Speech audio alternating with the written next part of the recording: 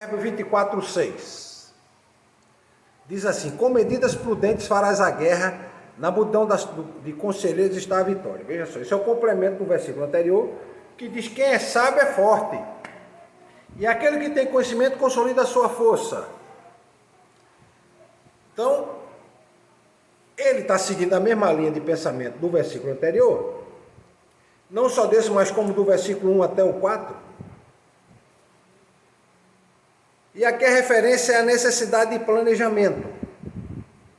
É a busca de múltiplas fontes de conselhos para poder enfrentar os desafios. E aqui a figura que ele usa como metáfora é guerra. Mas veja só, a gente não vive uma guerra só quando é dois exércitos batalhando. A própria vida é uma guerra. É uma batalha todo dia. Batalha pela sobrevivência. Se você não tiver comida, você sobrevive. Não tiver água, você sobrevive. Então você todo dia luta para conseguir esses dois alimentos e essa bebida, que é essencial para a vida. O indivíduo pode até ficar sem comer vários dias, mas sem beber água ele não pode. Sem água ele não pode sobreviver. Sem comida o indivíduo consegue passar alguns dias, vários dias sem comer. Mas sem beber água ele não pode. Ele não pode. Por isso que a gente tem uma reserva de energia no corpo para os momentos desses. O próprio corpo da gente faz isso, acumula energia.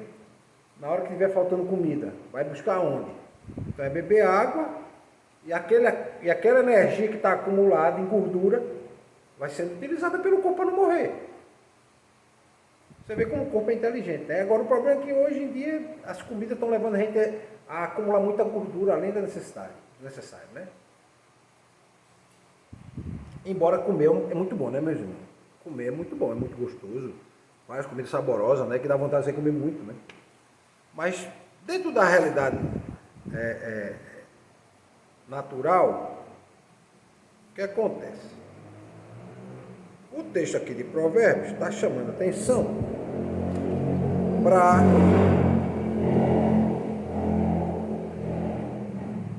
os riscos que a gente assume todo dia, mesmo não sendo uma guerra literal, embora ele está usando a metáfora aqui da guerra. Mas eu estou falando aqui de desafios da vida. Então, ao enfrentarmos essas dificuldades, muitas vezes a gente tem que tomar decisões numa situação que é muito complicada, muito complexa, com muitos fatores envolvidos, e a gente muitas vezes não sabe avaliar todos os fatores, não consegue ver todos, mas a sabedoria vai ajudar a gente a encontrar esse equilíbrio, a encontrar esse equilíbrio para tomar decisões. E muitas vezes numa situação que é arriscada, mais do que força ou coragem, a gente precisa ter prudência. Prudência e sabedoria andam juntos. Ou seja, ser prudente é ter uma visão além do que a gente está vendo agora. O prudente, ele vê no futuro. Ele vê várias possibilidades no futuro que podem ocorrer. O prudente, ele consegue avaliar as várias circunstâncias que estão envolvidas e as repercussões das decisões que ele pode tomar no futuro, que podem acontecer no futuro. Então, irmão Juvenal, quando eu estou aqui pregando o texto bíblico, eu estou sendo prudente no ministério pastoral? Estou por quê? Porque quando chegar lá na frente, as pessoas vão dizer o quê? Olha, o pastor Marco, ele pode ter todos os defeitos, mas ele pregava a Bíblia, ensinava o texto bíblico. Essa marca vai fazer o quê?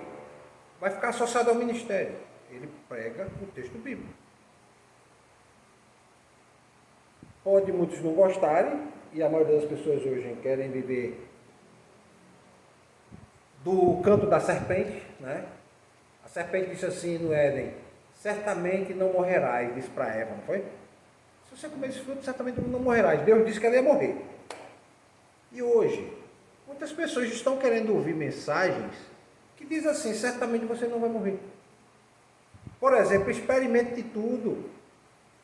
Vamos pegar esse texto bíblico aqui e vamos adaptar para a nossa realidade. Vamos fazer uma modificação nele aqui para tornar o evangelho, entre aspas, né, mais aceitável, porque as pessoas querem ouvir coisas boas.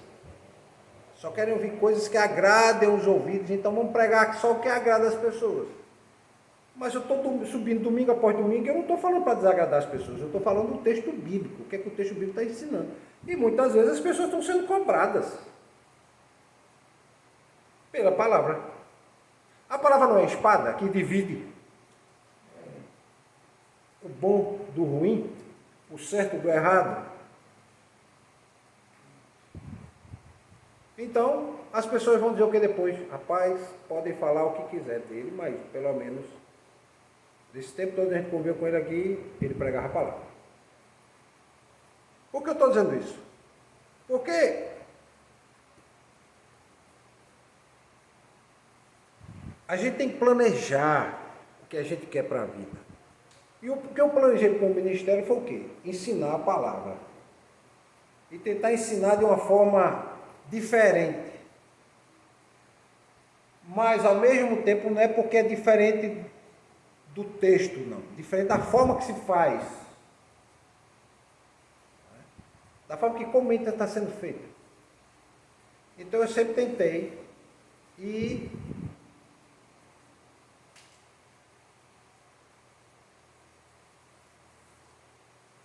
eu tenho tentado. Mas eu planejei para fazer isso. Eu pensei. Então, qualquer coisa que você vai fazer na vida, seja relacionamento, negócio, decisões que você vai tomar, você tem que ser prudente, avaliar o risco e planejar tudo com sabedoria. Tem que planejar.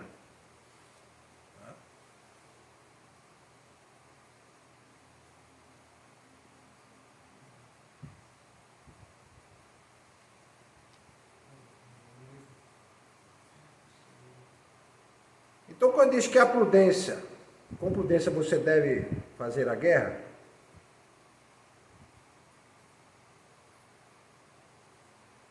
significa dizer que a prudência é uma virtude para os crentes.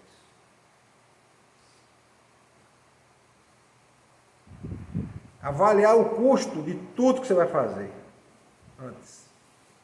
Antes de empreender qualquer ação. Quando a gente foi colocar o piso no chão aqui, se avaliou o quê? O custo de quanto se precisava, não é? Depois de quanto se precisava levantar as pessoas que pudessem ajudar no pagamento. Não é assim? Então, isso foi o quê? Um ato de prudência.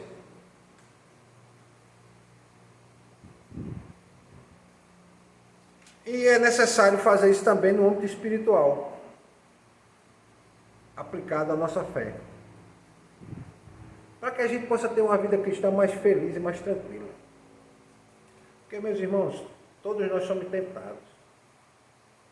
Todos nós somos tentados. Por todo tipo de tentação. Uns é tentado por dinheiro, outro é tentado por poder, outro é tentado pelo sexo, outro é tentado pela língua dele. Né? Outro é tentado pelos amigos, falsos amigos. Né? É tentado por várias situações na vida. Mas o texto está dizendo aqui que você tem que ter prudência e saber lutar essa guerra. Porque todos nós temos uma coisa chamada batalha espiritual. Paulo fala em Romanos o quê? Eu vivo no corpo miserável. Por que miserável? Porque existe uma lei dentro de mim. Duas leis. A lei do Espírito, que é aquilo que eu quero, que eu faça o que é certo, o que é bom, e a lei da minha carne, que me impulsiona para aquilo que é mal, que é ruim. E muitas vezes essa lei da carne é mais forte. E me impulsiona mais para fazer o que é errado do que para fazer o certo. Mesmo eu tendo na minha mente consciência, mas é uma força tão grande. É tanto, meus irmãos, que quando a gente fala a palavra pecado, muitas vezes as pessoas usaram tão mal utilizar essa palavra e desgastou tanto. Mas se você for olhar o sinônimo do que... Aliás, sinônimo não. o inverso da palavra, o antônimo, ou o oposto da palavra pecado, existe uma enormidade de palavras. Virtude, justiça, retidão, bondade, amor, cuidado. Tudo está em oposição ao pecado. Isso é só um exemplo de algumas palavras. Então imagina a força que o pecado tem. Ele afeta várias áreas da vida do homem. Na sua inteireza. Afeta a vida inteira do homem. Afeta as decisões que ele toma. Afeta a visão que ele tem da vida. Afeta os relacionamentos. Afeta o uso do conhecimento que ele tem. Então, nós vivemos essa batalha, nós mesmos, que eu acho que é uma das piores, né? É a batalha contra si mesmo.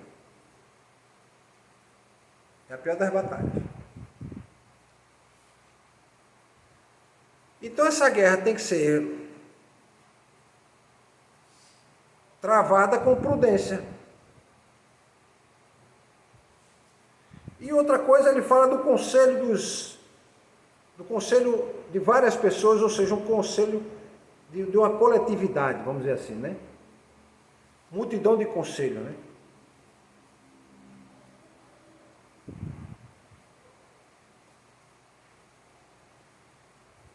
Tem um filósofo que todo mundo já ouviu falar dele, Sócrates, ele dizia o seguinte, que o caminho da sabedoria é o diálogo. É o diálogo com várias pessoas. Porque nesse diálogo, que é mais ou menos o que está dizendo aqui o sábio de Provérbios, esse diálogo é com várias pessoas, vai trazer vários pontos de vista que você não percebe, mas que muitas vezes você tem condições de compreender, mas essas várias pessoas trazendo opiniões vai lhe ajudar a moldar uma opinião sua. Você já tem seu ponto de vista, mas você olha os outros e aí você pondera. Rapaz, eu acho que a decisão que eu vou tomar não é a melhor. Fulano deu uma seguinte ideia, então é melhor fazer o seguinte, eu vou tomar aquela decisão agora, nesse primeiro momento, daqui mais alguns dias, que eu conseguir resolver esse problema aqui, eu vou tomar aquela minha decisão. Se eu tomasse a minha decisão agora, eu ia ter muito mais dificuldade para implantar ela. Vou contar só uma ilustração. Imagina alguém que tinha um piano na igreja, e o piano estava do lado esquerdo da igreja, e queriam colocar para o lado direito. E as pessoas questionavam, não, por que mudar a posição? Há quantos anos esse piano está aí nesse local? E para que mudar? E aí dizem que o pastor fez o seguinte, todo dia que ele chegava na igreja, todo domingo ele empurrava um pouquinho. Ele estava empurrando um pouquinho e foi empurrando. Depois de alguns meses, quando ele viu, o piano estava do outro lado e as pessoas estavam habituadas. Elas não reclamaram tanto, porque foi um processo gradativo. A mente do homem funciona assim. Mudanças abruptas podem trazer rejeição. Mudanças gradativas, a rejeição vai sendo eliminada aos poucos. Por isso que, meus irmãos, uma mentira que é repetida várias vezes, aos poucos, vai começando a entrar na sua cabeça, e aí você vai começando a aceitar. Vou dar um exemplo.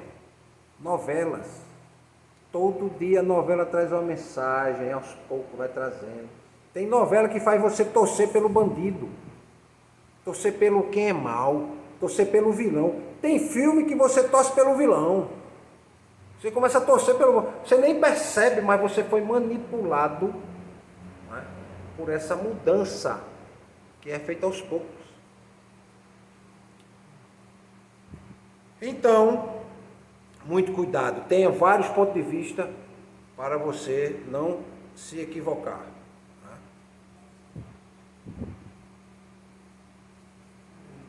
Amém?